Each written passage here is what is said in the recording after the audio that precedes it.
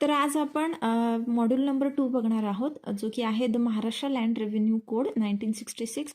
आता ह्या मॉड्यूलमधनं जे असेसमेंट आहे, लँड रेव्हेन्यूचं जे असेसमेंट होतं त्याच्यावरती तुम्हाला प्रश्न जो आहे 15 मार्कांसाठी किंवा 10 मार्कांसाठी विचारला जातो. तर आपण आधी बघूयात लँड रेव्हेन्यू काय आहे. आता लँड रेव्हेन्यूची जी डेफिनेशन आहे ती सेक्शन 2 क्लॉज 19मध्ये दिलेली आहे. पण ही जर डेफिनेशन बघितली आपण तर बरीच मोठी डेफिनेशन आहे, ती लक्षात राहीलच असं नाही. तर एवढंच लक्षात ठेवायचं की लँड रेव्हेन्यू म्हणजे की प्रत्येक प्रकारचे जे सम्स आणि पेमेंट्स जे आहे, जे पैशाच्या स्वरूपात म्हणजे in money, in the form of money, ते रिसीव केले जातात स्टेट गव्हर्नमेंटच्या ऑन बिहाफ. एखादी व्यक्ती जी असते तिथे नियुक्त केलेली असते. मग आपण जर आर्टिकल 265 बघितलं आपल्या इंडियन कॉन्स्टिट्यूशनचा, तर ह्याच्या अंतर्गत लँड रेव्हेन्यू काय आहे?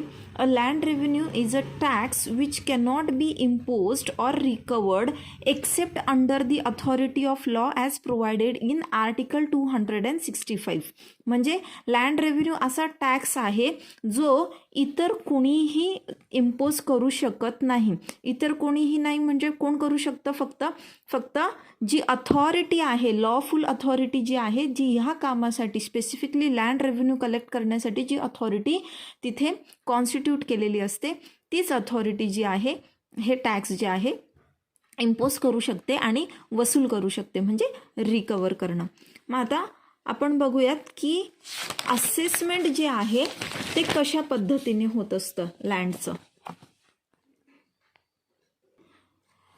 तर याच्यावर तुम्हाला अशा पद्धतीचा प्रश्न जो आहे तो विचारला जातो की detail note on assessment and settlement of land revenue of lands use for agricultural purposes. तर इथे आपल्याला सिनॉप्सिस जो आहे तो ऑलरेडी इथे दिलेला आहे, SP चे नोट्स आहेत यामध्ये. तर आता आपण जो सिनॉप्सिस आहे तो डिटेलमध्ये इकडे बघूया.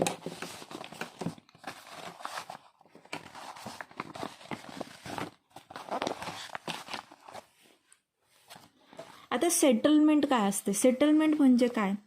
सेटलमेंट म्हणजे अशी प्रोसेस की जिथे लँड रेव्हेन्यू जो आहे, एखाद्या ॲग्रिकल्चरल लँडचा लँड रेव्हेन्यू जो आहे तो डिटरमाइन केला जातो, म्हणजे सेटल केला जातो. की एखादी जी शेत जमीन आहे, एखादं ठिकाण, एखादं जे गाव आहे, एखादा जो जिल्हा आहे, तिथल्या शेत जमिनींना किती प्रमाणामध्ये लँड रेव्हेन्यू जो आहे तो त्याच्यावरती इम्पोज केला पाहिजे, त्याच्यासाठी सेटलमेंट ही प्रोसेस असते. आणि ही प्रोसेस जी आहे ती दर 30 वर्षांनी होत असते. मग आता याच्यामध्ये 3 प्रोसेस सांगितलेल्या आहेत. काय की सगळ्यात पहिले सॉईल, माती जी असते त्या मातीचं क्लासिफिकेशन केलं जातं आणि विविध प्रकारचा डेटा जो आहे तो डेटाचं कलेक्शन जे आहे ते केलं जातं, जेणेकरून डिटर्मिनेशन जे आहे ते करता येईल. त्यानंतर डिटर्मिनेशन ऑफ द डिमांड आणि थर्ड आहे इंट्रोडक्शन ऑफ द सेटलमेंट.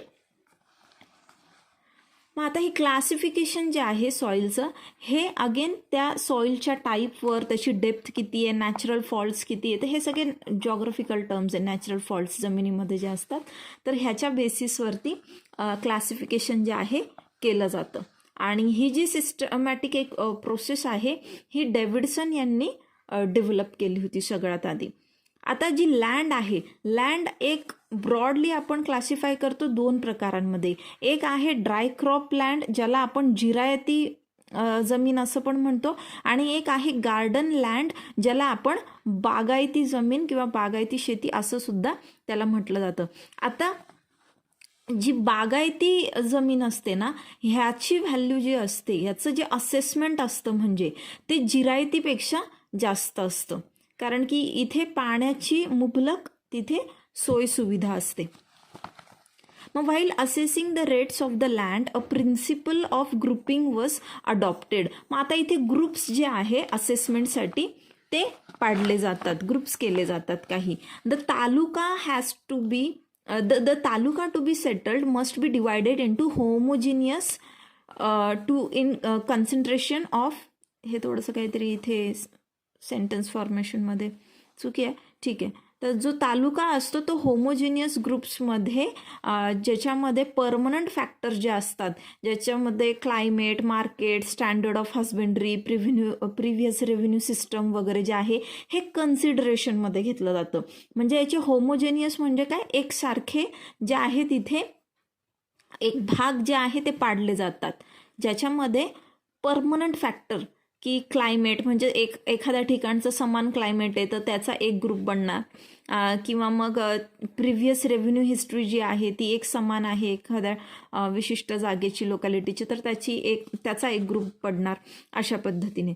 आणि ह्या पद्धतीने तिथे स्टँडर्ड रेट जो आहे तो फिक्स केला जातो. आणि आता हे जी सेटलमेंट असते, जसं मी आधीच सांगितलं, ही किती पिरियडसाठी असते, ही 30 इयर्ससाठी फोर्समध्ये राहते. मग आता ज्यावेळेस असेसमेंट करायची असते तर असेसमेंटची जी प्रोसेस आहे ती एक्झॅक्टली कशी सुरू होते. आता असेसमेंट हे ओरिजिनल असू शकतं, म्हणजे पहिल्यांदाच एखाद्या एरियासाठी असेसमेंट केलं जाते, किंवा हे रिव्हिजनल असू शकतं, म्हणजे जसं मी सांगितलं की 30 वर्षासाठी जो आहे एक रेव्हेन्यू जो आहे तो सेटल केला जातो. मग 30 वर्षानंतर पुन्हा तो रिवाईज होतो, त्याला आपण रिव्हिजनल म्हणू. मग सगळ्यात पहिली जी स्टेप आहे ती आहे फोरकास्ट ॲज टू सेटलमेंट, जे आपल्याला सेक्शन 91 मध्ये ह्याच्याशी रिलेटेड प्रोव्हिजन जे आहे ते सापडतात. मग आता सेटलमेंट जे आहे ते डिरेक्ट करण्याआधी काय केलं जातं, एक फोरकास्ट जो आहे तो केला जातो. फोरकास्ट म्हणजे काय आहे, एक पूर्वी म्हणजे एखादी गोष्ट डिसाईड करण्यापूर्वी एक त्याचा अनुमान जो आहे, म्हणजे पूर्वानुमान ज्याला आपण म्हणतो, तो लावणे. मग याच्याकरता काय स्टेट गव्हर्नमेंट काय करते, स्टेट गव्हर्नमेंट याच्यासाठी नोटीस जी आहे नोटीस इश्यू करते टर्म्स ऑफ सेटलमेंटसाठी. आणि तिथे त्याचं जे काही प्रपोजल आहे, काय प्रपोज करणार आहे, म्हणजे त्या लँडचं जे रेव्हेन्यू असणार आहे, की state government exactly what it is thinking fit to propose land revenue for that particular area. त्यानंतर मग ऑब्जेक्शन्स ज्या आहेत त्या प्रपोज सेटलमेंटवर, म्हणजे समजा आधी जर 100 रुपये, आपण फक्त एक उदाहरण बघतोय की 100 रुपये पर एकर जो आहे किंवा पर हेक्टर जो आहे असा काहीतरी समजा रेव्हेन्यू होता. आता 100 रुपयाचं समजा ते 120 रुपये करतायत. मग हे काय झालं, हे प्रपोजल झालं त्यांचं. मग हे जे प्रपोजल आहे त्याच्यावरती ऑब्जेक्शन्स जे आहे ते इन्व्हाइट केले जातात. आणि त्यानंतर मग जो सेड फोरकास्ट असतो प्रपोजलचा, तो जो आहे दोन्ही हाऊसेस जे असतात आपले लेजिस्लेचरचे, तर दोन्ही हाऊसेसमध्ये हे मांडले जातात. It must be delivered to the members of both houses of the state legislature in a prescribed manner and within prescribed period. मग त्यानंतर तिथे डिस्कशन होत असतं, जे प्रपोज्ड एक असेसमेंटचं सजेशन असतं त्या ठिकाणी, त्याच्यावरती काय एक डिस्कशन जे आहे ते हाऊसमध्ये होतं. आणि त्यानंतर मग रिझॉल्युशन जे आहे ते पास केलं जातं after considering all the objections received from the public. मग आता इथे टर्म ऑफ सेटलमेंट आपल्याला दिली आहे 93 सेक्शनमध्ये, जी आहे 30 इयर्ससाठी. आणि असेसमेंट जी आहे ती कशा पद्धतीने केली जाते, कशी डिटरमाइन होते, हे 94 मध्ये आपल्याला बघायला भेटतं. मग आता इथे लँड रेव्हेन्यू जिथे ज्याचं असेसमेंट करायचं आहे, तो जो एरिया असतो त्या एरियाला पहिले काय केलं जातं, झोन्समध्ये डिवाइड केलं जातं. मग ते झोन म्हणजे काय, तालुका असू शकतो किंवा ग्रुप ऑफ तालुका सुद्धा असू शकतो, एक जो झोन असतो तो. आणि ते कशाच्या बेसिसवरती होत असतं हे डिव्हिजन, हे homogeneous climate, rainfall, soil characteristic, की एका प्रकारची मृदा जी आहे, म्हणजे माती जी आहे एखाद्या ठिकाणी आहे, समजा एखाद्या ठिकाणी काळी माती आहे, दुसऱ्या एखाद्या तालुक्यामध्ये लाल माती आहे, तर मग ह्या बेसिसवरती त्यांचं जे आहे असेसमेंट जे आहे ते होत असतं. आता असेसमेंट म्हणजे काय, असेसमेंट म्हणजे अशी प्रक्रिया की ज्याच्याद्वारे लँड रेव्हेन्यू जो आहे तो फिक्स केला जातो. मग त्याच्यासाठी असेसमेंट होतं म्हणजे पूर्ण त्याचं एक स्टडी होतो की इथली माती कशी, इथे पाण्याची जी आहे ती सुविधा कशी, त्यानंतर इथे कुठलं पीक घेतलं जातं, त्या पिकाला मार्केट व्हॅल्यू कशी आहे, मार्केट जवळ आहे की दूर आहे, ह्या सगळ्या फॅक्टर्सवर ती बेस्ड असेसमेंट होत असतं. म्हणजे एक निर्णय जो आहे तो लावला जातो की ह्या पर्टिक्युलर एरियामध्ये शेत जमीन जी आहे त्याच्यावरती किती प्रमाणात लँड रेव्हेन्यू जे आहे ते इम्पोज केले पाहिजे.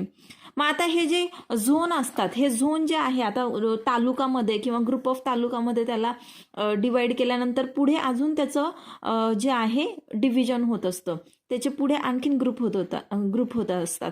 फिजिकल कॉन्फिगरेशनवरती, फिजिकल कॉन्फिगरेशन म्हणजे तिथली जॉग्रफी जी आहे, फिजिकल कॉन्फिगरेशनमध्ये बऱ्याचशा गोष्टी येतील की तिथे रोड वगैरे कसे आहे, ट्रान्सपोर्ट सिस्टम आहे नाही आहे, ह्या सगळ्या गोष्टी. त्यानंतर क्लायमेट आणि रेनफॉल, क्लायमेट तिथला कसा आहे, पाऊस कसा पडतो, प्राइजेस तिथे मार्केट जर जवळ आहे की नाही आहे, मग तिथे भाव कसा आहे पिकाला वगैरे वगैरे. Yield of the principal crops, तिथलं प्रिन्सिपल क्रॉप कुठला आहे आणि ते किती प्रमाणात तिथे पिकवला जातो वगैरे, अशा भरपूरशा गोष्टी. मग क्रॉपला सुद्धा पुढे जे आहे त्यांनी क्लासिफाय केलेलं आहे की ड्राय क्रॉप, राईस आणि गार्डन अशा पद्धतीमध्ये. तर ह्या सगळ्या गोष्टींचा विचार करून तिथे जे एक लँड रेव्हेन्यू जो आहे तो फिक्स केला जातो. त्यासाठी एक सेटलमेंट ऑफिसर जो असतो त्याची तिथे नियुक्ती केलेली असते. मग आता इन्क्रीज इन ॲव्हरेज इल्ड, समजा त्या ठिकाणचं जे ॲव्हरेज इल्ड आहे म्हणजे उत्पादन जे आहे तिथलं जे काही शेतमाल तिथे पिकला जातो, तर तो जर त्या पर्टिक्युलर होल्डरने, होल्डर म्हणजे तो जागेचा जो कोणी मालक आहे त्याने स्वतः तिथे स्वतःच्या खर्चाने काही तिथे अशा सोयी सुविधा केलेल्या आहे की त्याच्यामुळे त्याचं उत्पन्न जे उत्पादन जे आहे ते वाढलेलं आहे. तर हे असं जे वाढीव उत्पन्न आहे ते असेसमेंटमध्ये कन्सिडर केलं जाणार नाही, कारण की ते त्याने स्वतः त्याच्यासाठी खर्च केलेला आहे ना, गव्हर्नमेंटने काही प्रोव्हाइड केलेलं नाही आहे. पण मग जिथे गव्हर्नमेंटने कॅनल फॅसिलिटी दिली आहे, म्हणजे जसं इरिगेशनसाठी वगैरे किंवा रोड फॅसिलिटी तिथे चांगली दिलेली आहे, तर आणि त्यामुळं जर उत्पादनामध्ये जर भर झालेली असेल तर असे फॅक्टर मात्र कन्सिडर केले जातील. मग आता सेटलमेंट ऑफिसर जो असतो तो कशा पद्धतीने इथे पुढे काम करतो. आता हा काय करतो की जी लँड असते ती ग्रुपमध्ये जी आहे डिव्हाइड करतो आणि तिथलं जे ॲव्हरेज इल्ड आहे क्रॉप्सचं तेही त्याचा एक कॅल्क्युलेशन जे आहे तो करतो आणि त्यानंतर फिक्स स्टँडर्ड रेट्स जे आहे प्रत्येक ग्रुप ऑफ लँडसाठी तो त्या ठिकाणी डिसाईड करतो. आता लँडचं प्रत्येक लँड ग्रुप म्हणजे काय, आता इथे जिरायती आणि बागायती याच्यासाठी सुद्धा वेगवेगळं असेसमेंट असतं, म्हणून मग ह्यांच्यासाठी वेगवेगळं असेसमेंट त्या ठिकाणी केलं जातं. आणि मग ती जी काही अमाऊंट त्याने फिक्स केलेली आहे रेव्हेन्यूची, ही जी आहे तो फिक्स केल्यानंतर तिथे एक रिपोर्ट जो आहे तो कलेक्टरला सबमिट करतो की माझं प्रपोजल हे आहे सेटलमेंटसाठी की अमुक अमुक एरियामध्ये हा असला पाहिजे तिथे रेव्हेन्यूचा रेट. मग आता त्याने त्याचा रिपोर्ट जो आहे कलेक्टरकडे सबमिट केल्यानंतर मग कलेक्टर जो आहे, कलेक्टरला तो रिपोर्ट जो आहे तो पब्लिश करायला लागतो आणि हा कंपल्सरी जो आहे हा मराठीमध्येच पब्लिश करायला लागतो. आणि प्रत्येक गावामध्ये, त्या तालुक्यातलं प्रत्येक गाव जे असतं की त्यांचं जे रेव्हेन्यू जे आहे ते रिवाईज होत आहे किंवा डिटरमाइन केलं जातं आहे, त्या प्रत्येक विलेजमध्ये तो रिपोर्ट जो आहे तो पब्लिश केला जातो आणि मराठीमध्येच पब्लिश केला जातो. आणि त्याच्यासोबत जे ऑब्जेक्शन आहे, ऑब्जेक्शनसाठी सुद्धा इन्व्हिटेशन केलं जातं की कोणाला याच्यावर काही हरकत असेल तर मग हरकतीसुद्धा मागवल्या जातात. आणि ह्या ज्या हरकती असतात म्हणजे ऑब्जेक्शन्स ज्या असतात हे रायटिंगमध्येच जे आहे ते पाठवले गेले पाहिजे आणि एक विशिष्ट पिरियड असतो, त्या पिरियडमध्येच ते ऑब्जेक्शन जे आहे ते गेले पाहिजे.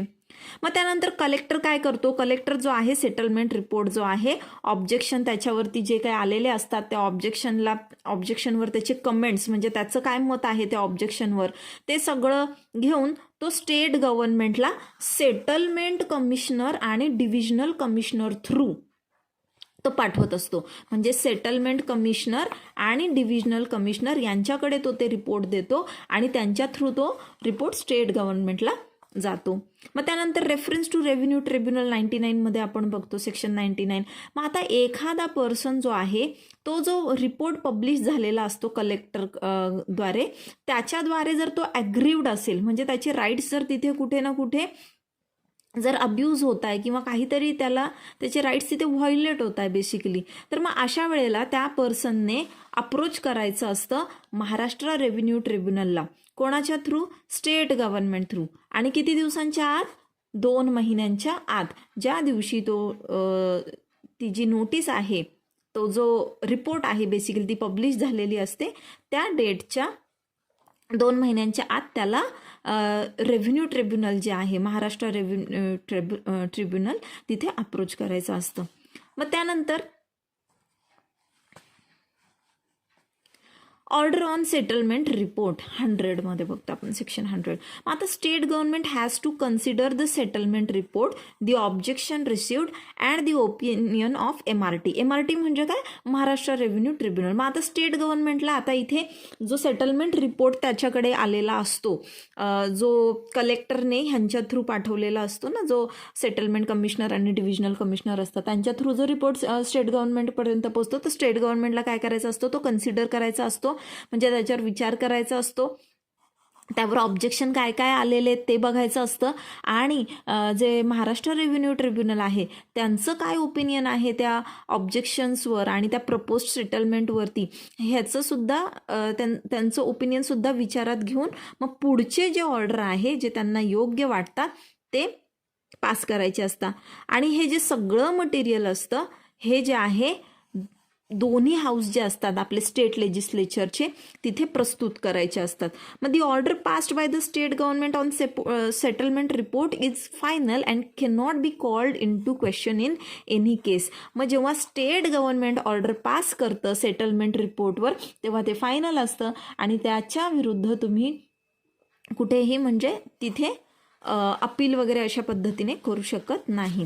सो ते फायनल असते. मग power of state government of exemption. मग आता स्टेट गव्हर्नमेंटकडे काही पॉवर्स आहेत की जिथे एखादी जी लँड आहे तिला एक्झम्पशन दिलं जाईल, म्हणजे काय सूट, तिला पूर्णतःच लँड रेव्हेन्यू पे करायचं नाही किंवा मग पार्शियली पे करायचा असतो. ठीक आहे, तिला तिथे त्या पर्टिक्युलर लँडला कन्सेशन दिलेलं असतं. मग ही पॉवर कोणाकडे आहे? स्टेट गव्हर्नमेंट कडे आहे.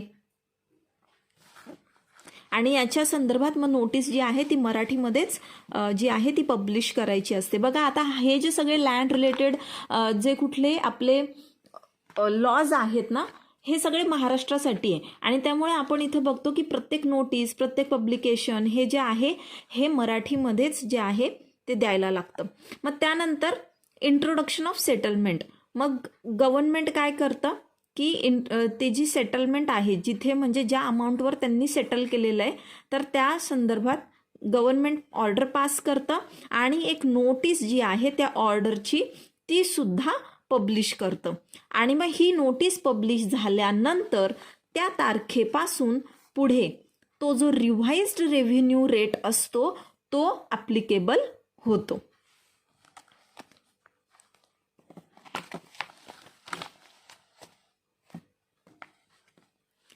त्यानंतर मग आता इथे जी लँड आहे ज्यांना एक्झम्पशन भेटलेलं आहे लँड रेव्हेन्यू पासून, आपण जे मगाशी पाहिलं इथे सेक्शन 103 मध्ये, तर मग सेटलमेंट ऑफिसर जो आहे त्याला त्या लँडसाठी सुद्धा लँड रेव्हेन्यू जो आहे तो असेस करायचा असतो. त्या लँडचं सुद्धा असेसमेंट हे होत असतं आणि तो त्याच्याकडे ते रजिस्टर करून ठेवत असतो जरी त्या लँडला एक्झम्पशन असेल. का? भविष्यात जेव्हा केव्हा त्या लँडचं एक्झम्पशन जेव्हा काढून घेण्यात येईल, ठीक आहे, त्या लँडला जी सूट भेटलेली आहे, मग हे जे असेसमेंट जे आहे ऑलरेडी करून ठेवलेलं असतं ते इमिजिएटली त्याच्यावरती लागू होत असतं. सो हे आपले सगळे असेसमेंट रिलेटेड लँड रेव्हेन्यू कशा पद्धतीने असेस होतो ॲग्रिकल्चरल लँडसाठी हे आपण बघितलं. तर आता याच्यात आपण एक केस लॉ बघूया जी आहे Moreshwar Janardan versus emperor AIR 1928. मग आता ह्या केसमध्ये काय झालं की कोर्टाने काय म्हटलंय बेसिकली की जी लायबिलिटी असते असेसमेंट पे करण्याची, म्हणजे जी लायबिलिटी असते लँड रेव्हेन्यू जे असतात ते पे करण्याची, ती कधीपासून उद्भवते? ज्या वेळेला ती नोटीस जी आहे ती पब्लिश होते सेटलमेंट संदर्भातची. ठीक आहे, ज्या वेळेला ती गव्हर्नमेंटची ऑर्डर जी आहे ती नोटीसच्या स्वरूपामध्ये पब्लिश होते त्याच वेळापासून लायबिलिटी जी आहे ती चालू होते, म्हणजे इम्पोज होते, लागू होते. त्याच्या आधी नवीन सुधारित लँड रेव्हेन्यूच्या रेटनुसार लँड रेव्हेन्यू पे करायचा नसतो. ज्या तारखेला नोटीस पब्लिश होईल त्याच तारखेपासून लायबिलिटी जी आहे ती उत्पन्न होईल.